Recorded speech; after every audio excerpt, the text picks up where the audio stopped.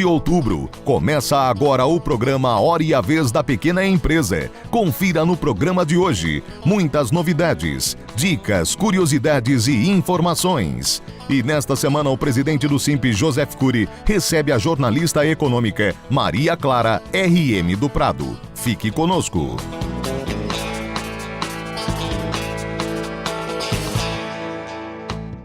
Olá! Nos próximos 2 programas falaremos sobre a distinção e as consequências da diferença entre prolabore e distribuição de lucros mensais. Esse tema ganha grande relevância porque na micro e pequena indústria, especialmente, o sócio cotista, em geral, é o administrador da empresa.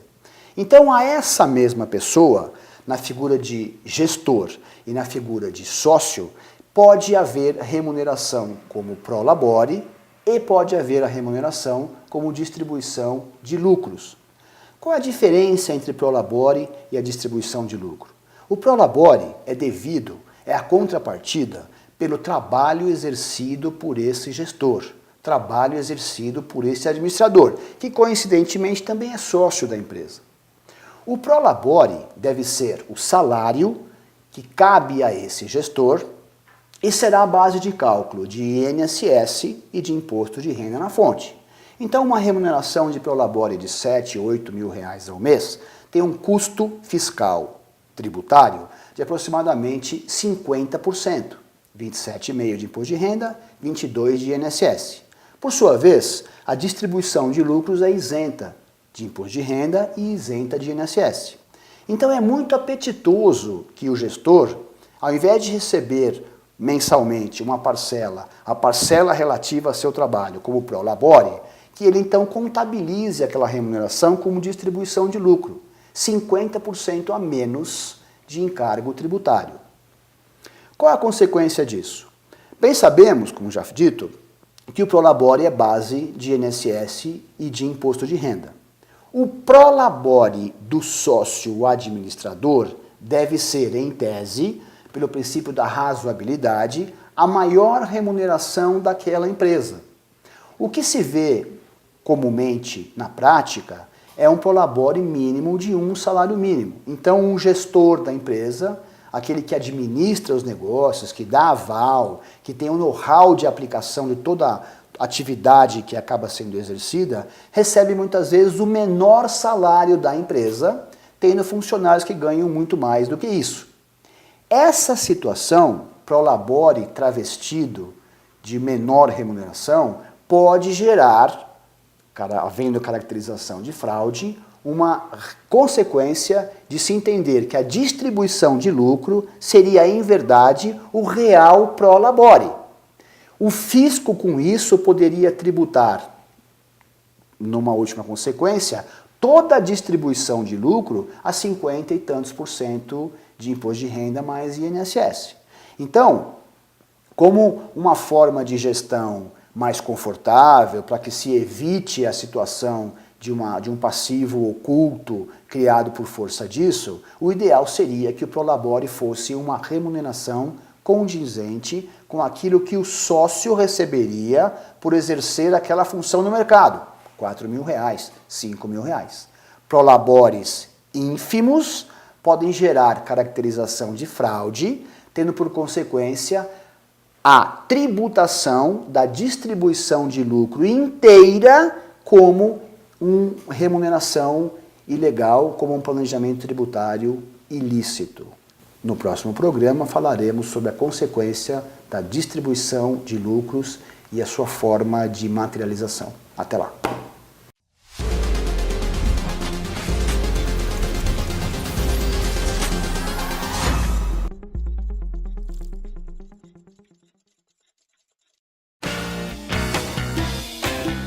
O pintor holandês pós-impressionista Vicente van Gogh produziu cerca de 800 telas em um período de apenas 8 anos. No final de sua vida, o artista teve uma produção intensa. Chegou a pintar quase um quadro por dia. Ele só vendeu um quadro em vida, o Vinhedo Vermelho, por 400 francos, apenas 4 meses antes de sua morte. Essa, você sabia?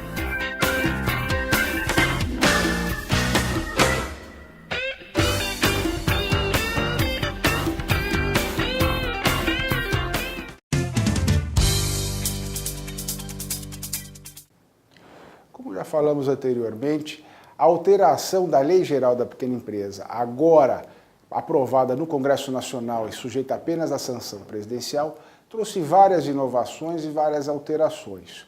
Uma delas que nós gostaríamos de destacar é a regulamentação da figura do investidor anjo. O investidor anjo é uma figura que já existia, é aquele investidor que, vendo a possibilidade de investir no crescimento de uma empresa, também participar dos lucros dela. Em relação à microempresa e empresa de pequeno porte, até para efeito dela não correr o risco de desenquadramento ou mesmo de mudança de faixa de tributação, a lei geral, ou o projeto agora que altera a lei geral, ele vai bem incentivando e esclarecendo como deve ser tratada a figura do investidor anjo, que pode ser uma pessoa física ou uma pessoa jurídica, quando ele pretende investir na microempresa e empresa de pequeno porte. Como coloquei, ele pode ser tanto uma pessoa física como uma pessoa jurídica. O investimento que vai ser feito deve ser bem documentado, fazer parte de um contrato. Ele não será considerado, uma vez formalizado, como ingresso de receita para a empresa para efeito de tributação ou mesmo para enquadramento ou desenquadramento da microempresa e da empresa de pequeno porte, mas também está sujeito a algumas regras e algumas normas que devem ser observados tanto para a empresa como pelo próprio investidor. Esse valor que vai ser aportado, esse capital investido, ele deve ser direcionado a questões de investimento em inovação e na atividade produtiva, na produção da empresa. Segundo ponto, o investidor anjo ele não será equiparado ao sócio. Ele é o investidor buscando a remuneração desse capital investido. Mas não sendo sócio, também não poderá participar ou intervir na gestão da empresa, uma vez que não se trata de figura de sócio, mas apenas de um investidor. Como ele não participa da gestão dessas decisões de gestão da empresa, também jamais poderá ser responsabilizado em face de obrigações ou passivos, sejam tributários, trabalhistas ou qualquer outro tipo de passivo da empresa. A remuneração do investidor anjo deverá ser definida dentro do próprio contrato e assim, até 50% do lucro a ser distribuído da microempresa ou empresa de pequeno porte poderá ser direcionada ao investidor ou investidores anjos. Quanto ao capital efetivamente investido, ele poderá ser resgatado num prazo mínimo de 2 anos, também conforme definido em contrato. E este capital só estará sujeito à correção monetária, à reposição da inflação. Vantagem, portanto, para a microempresa e empresa de pequeno porte. Poderá receber um capital novo sem ter que abrir para novos sócios e sem que este capital impacte ou gere o risco do desenquadramento da micro ou da pequena empresa. Ao investidor, a possibilidade de participação efetiva nos lucros da empresa, verificando que realmente ela tem potencial, precisa apenas de um estímulo, de um incentivo no fomento à sua inovação e também à atividade produtiva. É um dinheiro, inclusive, mais fácil e mais barato do que o acesso a linhas de crédito hoje com juros extremamente elevados. A ajuda do investidor anjo à microempresa e empresa de pequeno porte e a distribuição de lucros em reconhecimento por essa mesma microempresa ou empresa de pequeno porte a este investidor anjo. Nos parece figura salutar, que não é nova, ela já existe no mundo todo, que carecia realmente de regulamentação na questão específica da micro e pequena empresa. Esperamos que com isso as empresas possam se capitalizar, ser fonte de geração de emprego e de renda e também possam, da mesma forma, remunerar bem esses investidores, esses que estarão incentivando a atividade produtiva da microempresa e da empresa de pequeno porte.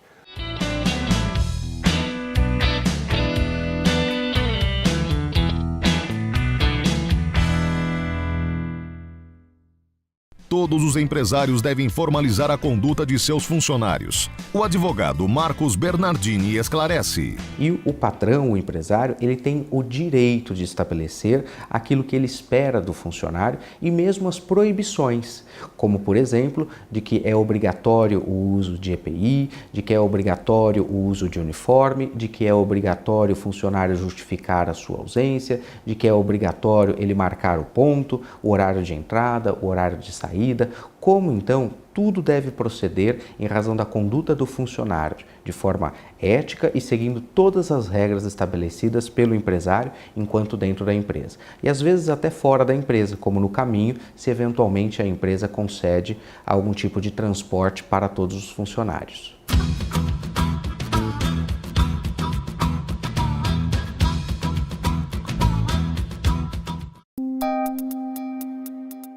Entrevista da semana.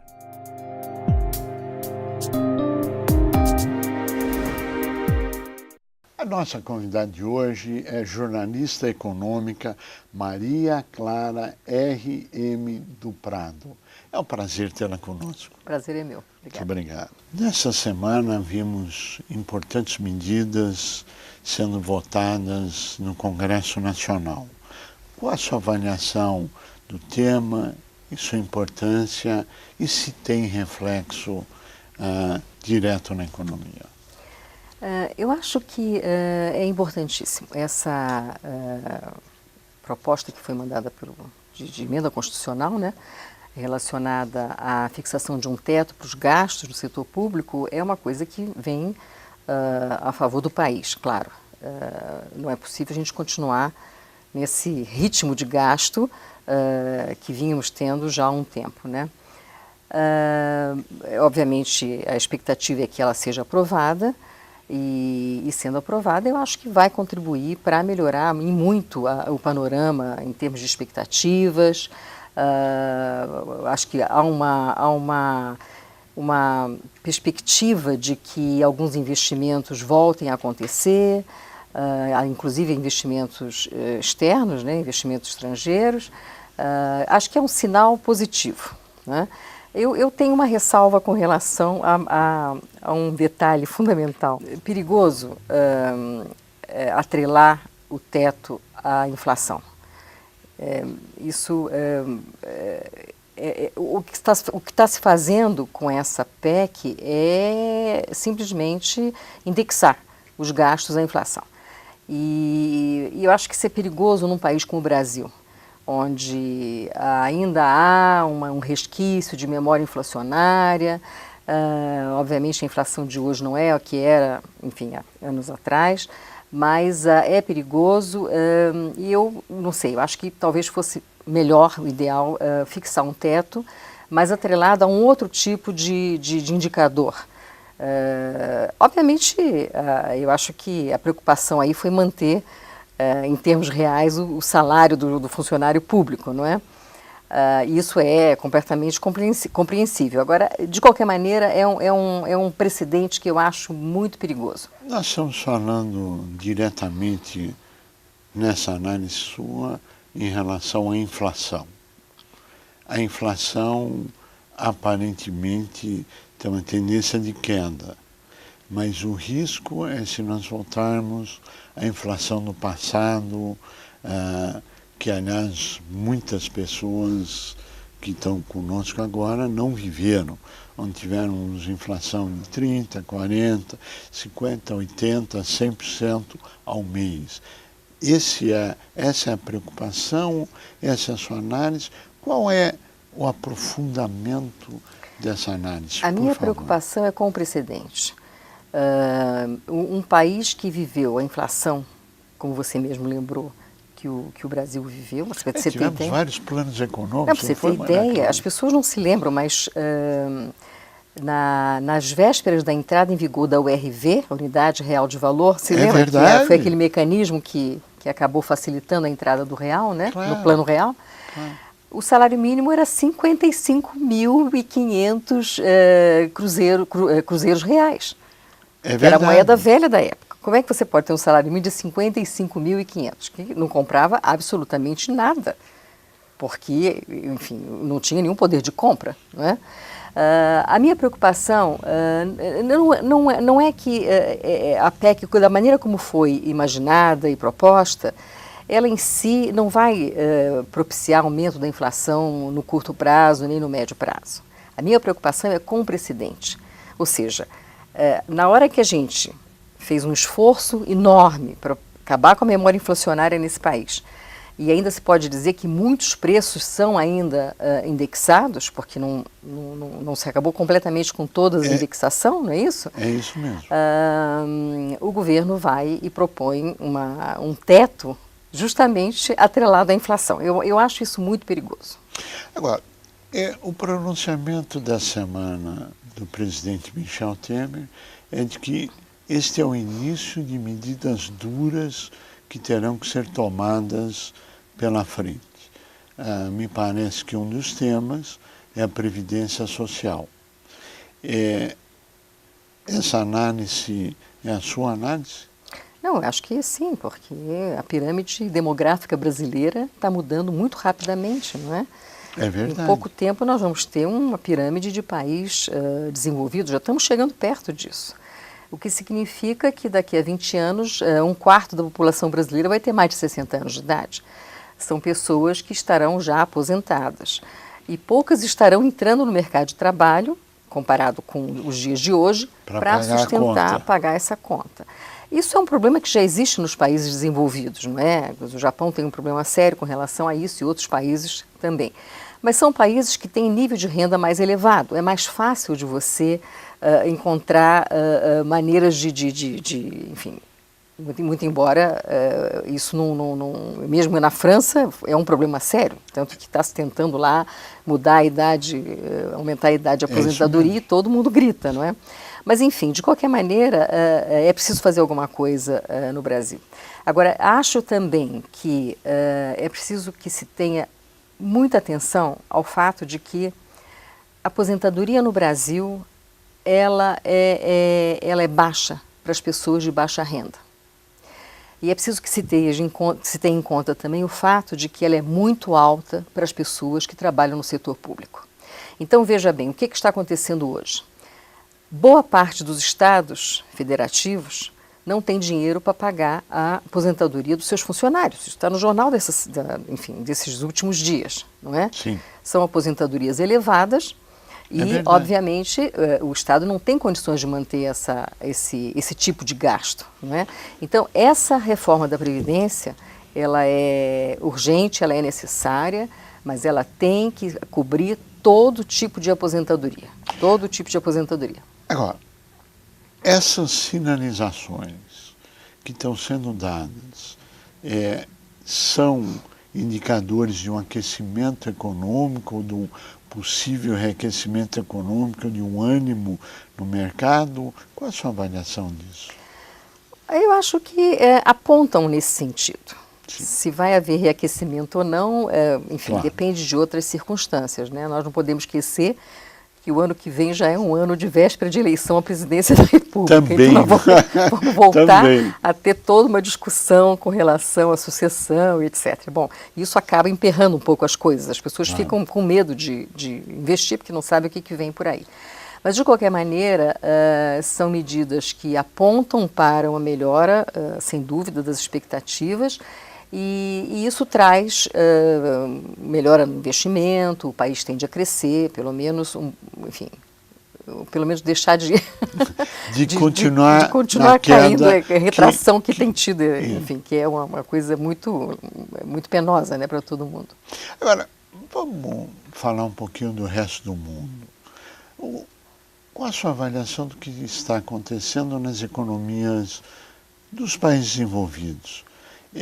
A tese da globalização está sendo destruída, não está sendo destruída, é o fechamento da economia, evitar a importação.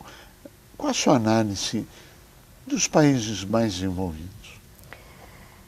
Bom, Cury, eu acho que nós estamos passando por uma fase muito peculiar e diferente da fase que a gente viveu no final dos anos 90, e no início dos anos 2000 até 2000, enfim, 2000 e pouco até 2010, por aí, em que o mundo estava num boom de crescimento extraordinário. Com a queda do Lehman Brothers, aquele banco que quebrou lá nos Estados Unidos, e desencadeou toda aquela confusão, enfim, a coisa dos subprimes, do mercado imobiliário, enfim. Isso tudo trouxe muita incerteza. E acontece que nós vivemos hoje uma fase de baixo crescimento econômico no mundo, em geral. E baixa inflação também. A inflação está baixíssima, os juros estão baixíssimos no resto do mundo. E isso, enfim, as economias não estão andando, está tudo muito parado. E o que se vê é que existe uma tendência, nesses últimos anos, a um protecionismo que não existia antes. Então, a gente pode dizer que, eu diria que a globalização, ela tá em risco. Porque há uma tendência ao protecionismo, visivelmente, há uma tendência a políticas de clientelismo, políticas que favoreçam a questão do Brexit. Você acompanhou um exemplo muito no claro. Reino Unido, né? Um exemplo claro. As pessoas que optaram pela saída do Reino Unido da comunidade europeia eram pessoas que se sentem não favorecidas por esse boom econômico que favoreceu alguns, mas não favoreceu todo mundo, não é isso? Então, o fato do Trump ser candidato pelo Partido Republicano nos Estados Unidos também é uma anomalia, porque é uma coisa que jamais se imaginou que pudesse acontecer. Era até motivo de chacota no início da campanha, não é? É verdade. Então, eu acho que nós estamos vivendo uma situação muito, muito, muito peculiar, muito perigosa, eu acho. E, enfim, não se sabe como se pode sair disso. Enfim, o próprio comércio internacional tem caído, quer dizer, tem crescido menos do que crescia antes. Então, são uma série de indicadores que apontam para um comprometimento dessa globalização que a gente teve aí até pouco tempo. Agora, vamos voltar aqui para o Brasil e falar do nosso querido país, que eu acho que, claro que está tudo interligado, etc. As reformas estão na direção correta e o que faltaria para acelerar a volta do crescimento econômico na sua avaliação? Olha, eu acho que falta... A reforma da Previdência é importante, mas ela é uma coisa que não vai resolver o problema da economia agora. É uma coisa que você está preparando o país para o futuro, que é fundamental, obviamente. O que você precisa hoje é de investimento em infraestrutura. Enfim, e para isso você precisa de que os empresários, tanto brasileiros quanto os estrangeiros, se sintam atraídos pelo investimento aqui no Brasil, né? Eu diria que o mais importante hoje, que não é hoje, já é de muito tempo, mas que cada vez mais se torna premente, é a reforma política, Curi. Eu não sei se você... Enfim, mas é uma questão que a gente percebe, depois de tudo que tem acontecido, enfim, que foi levantado pela Lava Jato, por essas outras investigações que estão sendo feitas e tudo mais, que não tem condições do país continuar com esse sistema político e eleitoral que nós temos.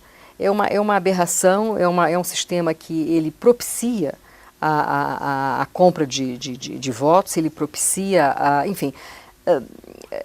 não se pode ter 30 partidos políticos representados no Congresso Nacional. Isso não faz sentido. Mais 20 e poucos em formação. Pois é. Mais de 20 estão em formação. Então, nós estamos falando de mais de 50 partidos políticos, e se deixar a legislação como está. É claro, não dá. Eu acho que isso... E eu acho que também as pessoas que trabalham no mercado financeiro e que estão sempre muito acostumadas a olhar para as coisas econômicas, investimento em infraestrutura, né? Reforma disso, reforma daquilo, reformas estruturais, estão começando a perceber a urgência e a necessidade da reforma política no Brasil. Que é fundamental. Que é fundamental. Então, acho que, espero que venha uma pressão sempre cada vez maior da sociedade, dos empresários, para que isso aconteça, finalmente, possa acontecer, né? Todos nós desejamos isso. Maria Clara RM do Prado, queremos agradecer muito a sua participação e a você que esteve conosco, o nosso mais profundo agradecimento, com a certeza que estaremos juntos na semana que vem. Até lá!